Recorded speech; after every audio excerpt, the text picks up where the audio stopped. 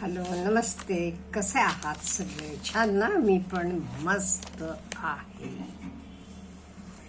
आजचा टायटल तुम्ही बघितलात, पैसा नातेपेक्षा मोठा होतो का? ह्याच्याबद्दल आज आपण बोलताना नुकतं गाजलेले मोठे प्रकरणाबद्दल अगदी थोडंसं बोलूया. मग ह्यातनं आपण काय धडे घ्यायचे आहेत हे पण थोडंसं विचार करूया. मेरी कॉम आपल्याला माहीत आहे की ती तरी जणांची ती रोल मॉडेल असू शकेल. हां, आणि 6 वेळेला तिनं वर्ल्ड चॅम्पियनशिप जिंकलेला आहे. त्याच्याशिवाय तुम्ही मणिपूरला गेलात का नाही, तिथे मेरी कॉम रोड पण आहे, रस्त्याला पण तिचं नाव दिलेलं आहे. तिला पद्मभूषण पुरस्कार पण मिळालेला आहे. अशी ही मेरी कॉम राज्यसभा सदस्य पण आहे. असा वेल नोन, देशाचं नाव उज्ज्वल केलेले काही खेळाडूंमध्ये ती एक आहे. आपण तिची बायोपिक बघितली असेल. मला वाटते प्रियांका चोप्राना तिचा रोल केलेला होता, किंवा तिचे जुने इंटरव्ह्यू बघितले असेल. त्या इंटरव्ह्यूमध्ये म्हणा किंवा ते सिनेमात आपल्याला काय दिसते, तिचा नवरा एक फुटबॉल खेळाडू असला तरी आपला सगळा बाजूला ठेवून तो बायकोला म्हणतो, तू बॉक्सिंगवर कॉन्सन्ट्रेशन कर, तुझे खेळावर कॉन्सन्ट्रेशन कर, घर मुलं बाळं सगळं मी बघतो. 3 मुलं, वेळी 2 आणि 1, ते मुलांचं संगोपन तो करतो, सगळं करतो. आणि ह्या गोष्टीला आता बरीच वर्ष झाली का, म्हणजे त्यांचं लग्न 2005ला झाला आणि त्याचे आधीपासून ते एकमेकांना जाणत होते आणि त्यानं तिला खूप असं काय केली, मदत केलेली होती पुढे जायला. तिचं लहानपण बघितलं तर अतिशय गरीब कुटुंबातला जन्म, 2 वेळेला जेवायची सुद्धा त्यांना खूप कठीण परिस्थिती होती. असल्या गोष्टीतनं आजी कितीतरी कोटींची मालकीण झालेली ही. नुकतंच रजत शर्मांचे शोमध्ये नवरेबद्दल काय बोलली ती, युजलेस म्हणाली. तो 1 पैसा तरी कमवतो का म्हणाली. त्यानं काय केलं, बसून खातो, बायकोचे कमाईतनं बसून खातो, काय काय बोलली हो. मग हे तिचं बायोपिक किंवा जुने इंटरव्ह्यू हे सगळे खोटे होते का? त्यानं समर्पण भावातनं हिला मोठं होण्यासाठी सगळं काही केलं आणि त्याचं स्वतःचं करिअर पण त्यानं बाजूला ठेवलं. असं असताना आज ती पब्लिकली असं बोलते. ह्याच्याबद्दल मला हे त्याचा पर्सनल मामला असेल तरी एका स्त्रीनं पब्लिकली नवरेबद्दल असं बोलणं हे योग्य आहे का? स्त्री असो पुरुष असो कोणी, आपले पार्टनर बद्दल म्हणूया, आपण इन जनरल घेऊया, हे बरोबर आहे का? हे आपण जरासं बोलू आहे. आता आपण तो सिनेमा बघितलेला असाल तेव्हा कितीतरी, किंवा इवन मेरी कॉमनं स्वतः सांगितले, असं हेल्पफुल कोऑपरेटिव्ह नवरा मिळाल्यामुळे मी पुढे जाऊ शकले, तिचे शब्द आहेत. आणि आज ती असं बोलतीये म्हणजे काय म्हणायचं ह्याला? ती सगळं पूर्वीचं विसरली म्हणायचं का? हे बघा, झाड मोठं किती मोठं झालं तरी त्याची मुळं विसरून चालते का? मुळं स्ट्रॉंग असल्यामुळे तर झाड मोठं होते. म्हणजे इथे तिनं काही धोका दिलेला आहे का तिचे नवऱ्याचं काही चुकलं कुठल्याही पार्टनर विषयी?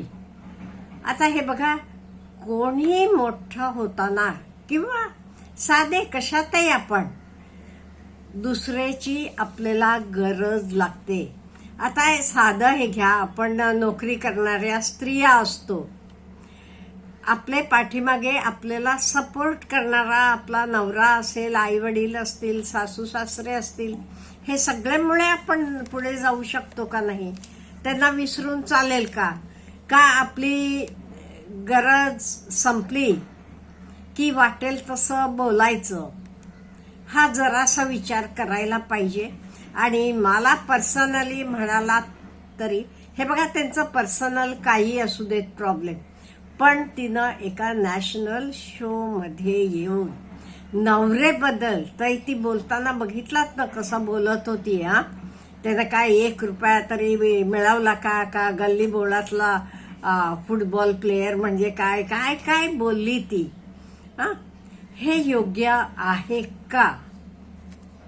मला एक स्त्री म्हणून म्हणा, नाही आवडलं, बिलकुल नाही. हे बघा, तुमचे काही मतभेद असतील, ओके, पटत नाही, वेगळं व्हा, पण असं पब्लिकली येऊन कोणाचंही असं बोलणं हे योग्य बिलकुल नाही. आता असं घडते, मग आपण काय काळजी घ्यायला पाहिजे? अहो, हे बघून किती तर, हे आता एकच एक्झाम्पल नव्हे, असं ज्योती मौर्याची केस होती, सफाई कामगार बायकोला UPSC ला बसून तिला मोठा अधिकारी बनवला, मग काय झालं? असं कितीतरी आपण आजूबाजूला केसेस बघितलेल्या आहेत. मी स्वतः बघितलेला केस सांगते, खूप 20-25 वर्षापूर्वीचं. एका मुलीचं, गरीब घरातली मुलगी, पण अभ्यासू होती, हुशार होती, लग्न झालं, नवरा पुण्याला इंजिनियर होता. तिथे गेली, मग UPSC परीक्षेची तयारी, नवऱ्यानं UPSCला तिला क्लास लावला, पैसे भरला. एवढेच काही, आपले आईला बोलवून घेतला आणि आपल्या बायकोला अभ्यासाला वेळ मिळावा म्हणून. त्या सासूबाई एवढ्या गरीब, हो, सासरे एकटे गावाकडे राहिले, अगदी छोटीशी शेती होती, फार काही, अगदी छोटा तुकडा होता. एकटे राहिले का हिचेसाठी इवन चहाचा कप सुद्धा त्याची आई सुनेला नेऊन बसलेले ठिकाणी द्यायची का तिचे अभ्यासात व्यत्यय यायला नको म्हणून. जवळजवळ 1.5 वर्ष त्या पुण्याला होत्या सासूबाई सुद्धा. आणि झालं, ती प्रिलिम्स पास झाली, मेन्स पास झाली, इंटरव्ह्यू पास झाली, IAS अधिकारी बनली. IAS अधिकारी बनल्यावर डेहराडूनला त्यांचं ट्रेनिंग चालू होतं, तेव्हा तिचं कोणतर कलिग बरोबर जमलं. ती नवऱ्याला म्हणाली, मला डायव्होर्स द्यायचा आहे. मग डायव्होर्स झालं, दोघंही वेगळे झाले. ते मुलानं मात्र लग्न केलं नाही, तिनं लग्न केली, दुसरं सगळं हे झालं. हे ना मात्र कधीच पुढे लग्न केलं नाही. इथे हे सगळ्यांचं सॅक्रिफाईसचं, तेव्हा असं मीडिया नव्हतं, त्यामुळे काही त्याचं फारसं प्रसिद्ध झालं नव्हतं प्रकरण. पण असं आपल्या आजूबाजूला पण घडत असते. मग अशा वेळी आपण काय विचार करायला पाहिजे किंवा आपण काय धडे घ्यायला पाहिजे, आपण काय ना घ्यायला पाहिजे? पहिलं, कोणी पार्टनर विषयी दुसऱ्याला सपोर्ट करताना सेल्फ सपोर्ट पण महत्वाचा आहे. आपल्याकडे एक प्रोवर्ब आहे, God helps those who help themselves, म्हणजे देव सुद्धा आपण आपली मदत केली तरच आपल्याला मदत करतो. तुम्ही ओके, पार्टनरला करा, मदत करायला पाहिजे, पण आपले पायाखालची माती सुद्धा खणून त्याला देऊन त्याला टॉपवर नेता आणि तुम्ही मात्र आणि खड्डेत जाता, असं होऊ देऊ नका. त्याला तुम्ही एनकरेज करताना स्वतःची व्हॅल्यू पण वाढवत जावा. आणि दुसरी गोष्ट, फायनान्शियली एस्पेशली बायका. आता इथे मेरी कोम म्हणतीये 10-10 लाख रुपये त्यानं काढून घेतलं, हे केलं, तो खोटा म्हणतोय सगळं. तर त्यांचं त्यांना, आपल्याला काय त्यांचे पर्सनल मामले नको पडायला. पण प्रत्येकानं आपले फायनान्शियल गोष्टींबद्दल थोडं तरी माहीत असायला पाहिजे. विश्वास असला की प्रश्न नाही, विश्वास नसला की मात्र आपण जरासा लक्ष द्यायला पाहिजे. नंतर असं बोलायची वेळ येऊ नये. आणि आता इथे मुलांना विचारलं कोणाबरोबर राहणार, मुलं म्हणाली आई बरोबर. मुलं पण खूप शहाणी असतात बरं का, चतुर असतात म्हणेन मी. त्यांना माहीत आहे फायनान्शियली कोण स्ट्रॉंग आहे. आता ती मुलं मोठी झालेली आहेत त्यांची, त्यामुळे कधी डोळे बंद करून दुसऱ्याला सपोर्ट करायला जाऊ नका. खड्डेत पडाल तुम्ही आणि तुम्ही तुमचं करिअर म्हणा सॅक्रिफाईस करून नाही चालणार. You have to live for yourself. आणि हे बघा, कोणी काहीही करताना आपल्याला बाकीच्यांचा सपोर्ट लागतोच, विसरून चालणारच नाहीये.